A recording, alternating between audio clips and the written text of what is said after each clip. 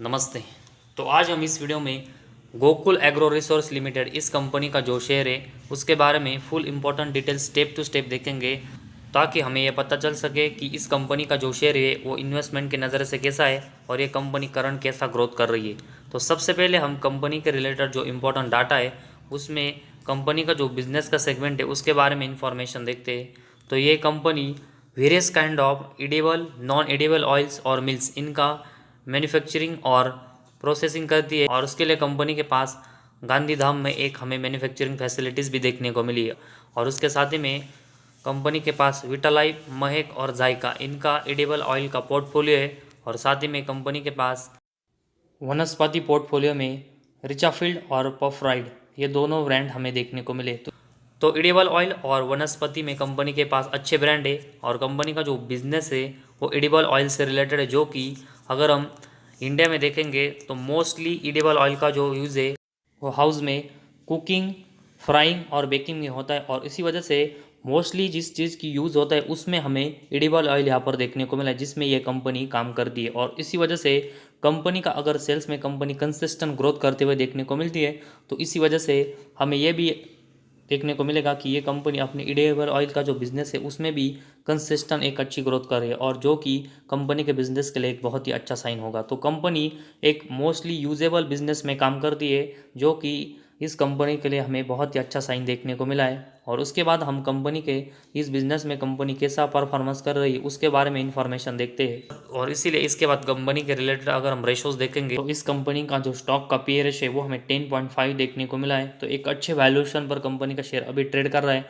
जो कि इन्वेस्टमेंट की नज़र से एक बहुत ही पॉजिटिव साइन है। इसके बाद कंपनी का ROC 31.9% और कंपनी का ROE 29.9% का है। तो इन दोनों रेशोज में भी कंपनी बहुत ही अच्छा परफॉर्मेंस डिलीवर कर रही है। और उसके बाद एडिबल ऑयल से रिलेटेड जो भी कंपनियां यहाँ पर लिस्टेड है उनका अगर हम पीयर कंपैरिजन करके देखेंगे तो, और उसमें हम कंपनियों का पीयर रेशो देखेंगे तो अडानी विल्मार का 85, पतंजलि फूड्स का 39, गुजरात अंबुजा का 15, एग्रोटेक फूड्स का 124, और गोकुल एग्रो का देखेंगे तो 10.53 और AVT नेचुरल प्रोडक्शन का 17 है। तो इन सभी कंपनियों का अगर हम पीयर रेशो देखेंगे तो सबसे कम हमें गोकुल एग्रो इस कंपनी का देखने को मिला है। तो अपने सेक्टर के कंपनियों के कंपैरेटिवली बहुत ही अच्छी वैल्यूएशन पर इस कंपनी का शेयर अभी ट्रेड कर रहा है, जो कि इन्वेस्टमेंट की नज़र से एक बहुत ही अच्छा साइन है। और उसके बाद कंपनी का प्रॉफिट एंड लॉस स्टेटमेंट के बारे में हम इंफॉर्मेशन देखते हैं, जिसमें सबसे पहले हम कंपनी का सेल्स देखने वाले हैं। और इस कंपनी का सेल्स मार्च 18 में 5000 करोड़ का था, जो कि इसके अगले साल हमें ज़रूर कम होकर 4500 करोड़ का देखने को मिला। लेकिन इसके बाद अगर हम देखेंगे तो मार्च 20 में कंपनी ने अपने सेल्स बढ़ाकर 5500 करोड़, मार्च 21 में 8300 करोड़, मार्च 22 में 10300 करोड़, और ट्रेलिंग 12 मंथ्स में कंपनी ने सेल्स बढ़ाकर 11100 करोड़ का जनरेट किया है। तो मार्च 18 के बाद अगले एक साल ज़रूर कंपनी का सेल्स ड्रॉप हुआ, लेकिन इसके बाद मार्च 20 से लेकर ट्रेलिंग 12 मंथ्स तक देखेंगे तो कंपनी ने कंसिस्टेंट अपने सेल्स में बहुत ही अच्छी ग्रोथ की। और मार्च 20 में कंपनी का सेल्स जो 5000 करोड़ का था वो लगभग हमें ट्रेलिंग 12 मंथ्स में डबल होकर 11000 करोड़ का देखने को मिला है। तो पिछले 4 साल में अगर हम देखेंगे तो कंसिस्टेंट कंपनी ने अपने सेल्स में बहुत ही अच्छी ग्रोथ की है। और इस सेल्स के कंपैरेटिवली अगर हम कंपनी के एक्सपेंस देखेंगे तो कंपनी के जो सेल्स है वो एक्सपेंस के कंपैरेटिवली हमेशा ही ज़्यादा हुआ है, जिस रीज़न की वजह से ऑपरेटिंग प्रॉफिट कंपनी का मार्च 18 से लेकर ट्रेलिंग 12 मंथ्स तक देखेंगे तो कंसिस्टेंट कंपनी ने इसको पॉजिटिव में जनरेट किया है। और कंपनी का ऑपरेटिंग प्रॉफिट मार्च 18 में 107 करोड़ का था, वो हमें कंसिस्टेंट इसके बाद हर साल उसमें अच्छी ग्रोथ देखने को मिली, और ट्रेलिंग 12 मंथ्स में 289 करोड़ का ऑपरेटिंग प्रॉफिट हमें देखने को मिला है। तो ऑपरेटिंग प्रॉफिट में पिछले 6 सालों में कंपनी कंसिस्टेंट बहुत ही अच्छी ग्रोथ कर रही है। और उसके बाद कंपनी का ऑपरेटिंग प्रॉफिट मार्जिन अगर हम देखेंगे तो मार्च 18 से लेकर ट्रेलिंग 12 मंथ्स तक कंसिस्टेंट कंपनी ने इसको पॉजिटिव में जनरेट किया है, लेकिन इसके जो नंबर्स है वो अभी भी हमें बहुत ही कम देखने को मिले हैं। तो इसी वजह से कंपनी को अपने ऑपरेटिंग प्रॉफिट मार्जिन के नंबर से वो आने वाले समय में बढ़ाने पड़ेंगे। और उसके बाद कंपनी का हम नेट प्रॉफिट देखते हैं तो मार्च 18 में कंपनी का नेट प्रॉफिट 15 करोड़ का था, जो कि इसके अगले साल कम होकर 11 करोड़ का ज़रूर हुआ, लेकिन इसके अगले साल ये बढ़कर 19 करोड़, इसके अगले साल ये बढ़कर 45 करोड़, मार्च 22 में 123 करोड़, और ट्रेलिंग 12 मंथ्स में ये 152 करोड़ का देखने को मिला है। तो पिछले 4 साल में अगर हम देखेंगे तो कंसिस्टेंट कंपनी ने अपने नेट प्रॉफिट में बहुत ही अच्छी ग्रोथ की है और पिछले 6 सालों में कंपनी का नेट प्रॉफिट कंसिस्टेंट पॉजिटिव में कंपनी ने जनरेट किया है, जो कि ये भी इन्वेस्टमेंट की नज़र से और कंपनी के बिजनेस की नज़र से एक बहुत ही पॉजिटिव साइन है।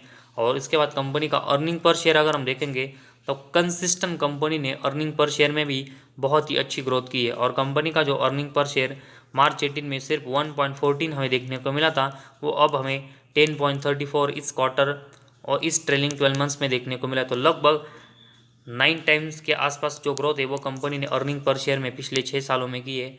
और उसके बाद डिविडेंड पे आउट अगर हम देखेंगे तो कंपनी हमें कोई यहाँ पर डिविडेंड पे आउट करते हुए देखने को नहीं मिली। तो इन्वेस्टमेंट की नज़र से ये थोड़ा सा निगेटिव पॉइंट हमें देखने को मिला है। तो प्रॉफिट एंड लॉस स्टेटमेंट में अगर हम देखेंगे तो कंपनी ने अपने सेल्स की ग्रोथ बहुत ही अच्छे से की है। इसकी वजह से कंपनी का ऑपरेटिंग प्रॉफिट, नेट प्रॉफिट और अर्निंग पर शेयर में कंपनी ने बहुत ही अच्छी ग्रोथ कंसिस्टेंट की। लेकिन इसके साथ ही में कंपनी को अपने जो ऑपरेटिंग प्रॉफिट मार्जिन के नंबर से वो बढ़ाने पड़ेंगे और कंपनी जो डिविडेंड पे आउट यहाँ पर इन्वेस्टर को नहीं कर रही वो कंपनी को आने वाले समय में करना पड़ेगा, ताकि कंपनी में और यहाँ पर इन्वेस्टर अट्रैक्ट हो सके। और इसके बाद कंपनी की बैलेंस शीट के बारे में इंफॉर्मेशन देखते हैं, जिसमें कंपनी के पास अगर हम रिजर्व देखेंगे तो ये मार्च 18 में 195 करोड़ के थे।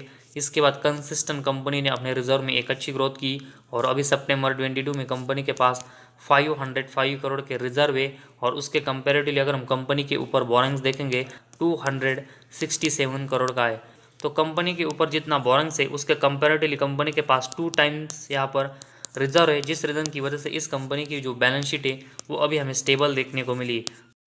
तो इस कंपनी का जो रिजर्व है वो कंसिस्टेंट हमें बढ़ते हुए देखने को मिला है। और पिछले कुछ समय से देखेंगे तो कंपनी अपना बोरिंग से वो भी कम करने की कोशिश कर रही, जो कि एक बहुत ही अच्छा साइन है। और इसी वजह से कंपनी की जो बैलेंस शीट है वो अभी हमें स्टेबल देखने को मिली है, जो कि इन्वेस्टमेंट की नज़र से ये भी हमें एक अच्छा पॉइंट देखने को मिला है।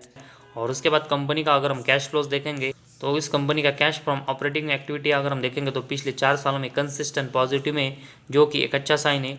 और उसके बाद कंपनी का नेट कैश फ्लो अगर हम देखेंगे तो मार्च 18 और 19 में ज़रूर माइनस में था, लेकिन पिछले 3 सालों में अगर हम देखेंगे तो 2 बार कंपनी का जो नेट कैश फ्लो है वो कंपनी ने पॉजिटिव में जनरेट किया है। और पहले जो लॉस में था वो अब हमें पिछले 3 सालों से मैक्सिमम टाइम पॉजिटिव में देखने को मिला है। तो एक अच्छी ग्रोथ है वो कंपनी नेट कैश फ्लो में पिछले 3 सालों में कर रही है।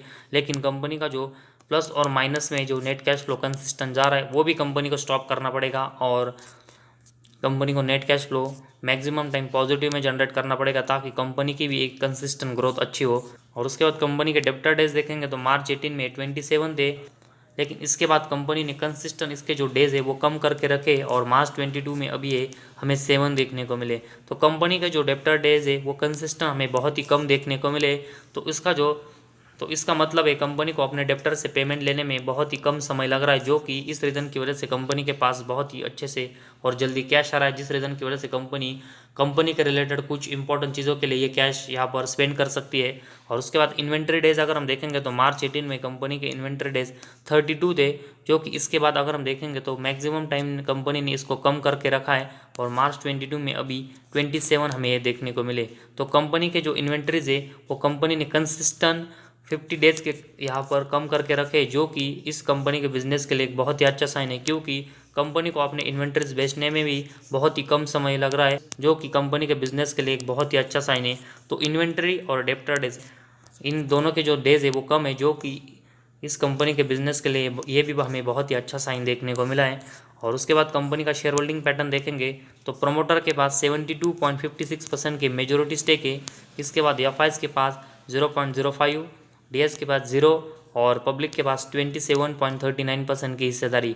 तो यह अभी एफआईज और डीएस की इन्वेस्टमेंट है वो इस कंपनी में थोड़ी हमें कम ज़्यादा होते हुए देखने को मिली, लेकिन अभी भी इनकी जो इन्वेस्टमेंट है वो इस कंपनी में बहुत ही कम है। तो ये कंपनी अगर हम देखेंगे तो 2017 से आसपास हमें यहाँ पर लिस्टेड होते हुए देखने को मिली है।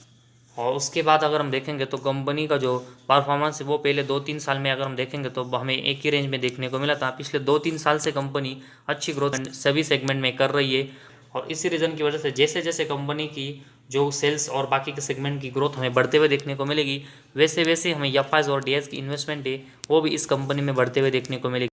क्योंकि अभी हमने कंपनी के रिलेटेड जो भी इन्फॉर्मेशन और फाइनेंशियल देखे उसमें कंपनी सब मैक्सिमम सेगमेंट में अच्छा परफॉर्मेंस कर रही है और नेगेटिव बातें हमें कंपनी के लिए कम ही देखने को मिली है।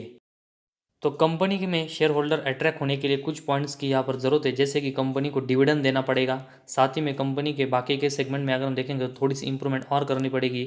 और सबसे इंपॉर्टेंट, कंपनी को अपना ऑपरेटिंग प्रॉफिट मार्जिन है उसके नंबर्स बढ़ाने पड़ेंगे, ताकि कंपनी की स्टेबल और स्ट्रॉन्ग आने वाले समय में एक अच्छी ग्रोथ हो सके। लेकिन इसके साथ में कंपनी के रिलेटेड अगर हम पॉजिटिव पॉइंट देखेंगे तो कंपनी प्रॉफिटेबल है, कंसिस्टेंट अपने सेल्स में एक अच्छी ग्रोथ कर रही है, और कंपनी का जो बोरोइंग्स है वो रिजर्व के कंपैरेटिवली कम है, और साथ ही में कंपनी के पास अच्छे रिजर्व है। कंपनी के डेप्टर डेज, इन्वेंट्री डेज में कंसिस्टेंट कंपनी ने जो डेज कम करके रखे, जो कि कंपनी के बिजनेस के लिए एक अच्छा साइन है। इस रीज़न की वजह से अभी हम इस कंपनी में 2000 से लेकर 3000 रुपीज़ के आसपास इन्वेस्टमेंट कर सकते हैं। और जैसे जैसे कंपनी अपने परफॉर्मेंस में आने वाले समय में अच्छी ग्रोथ करते हुए देखने को मिलती है, तो वैसे वैसे हमें कंपनी में एफआईज और डीएस की इन्वेस्टमेंट भी आते हुए देखने को मिलेगी, और कंपनी का जो शेयर है वो भी हमें आने वाले समय में अच्छा रिटर्न देते हुए देखने को मिलेगा।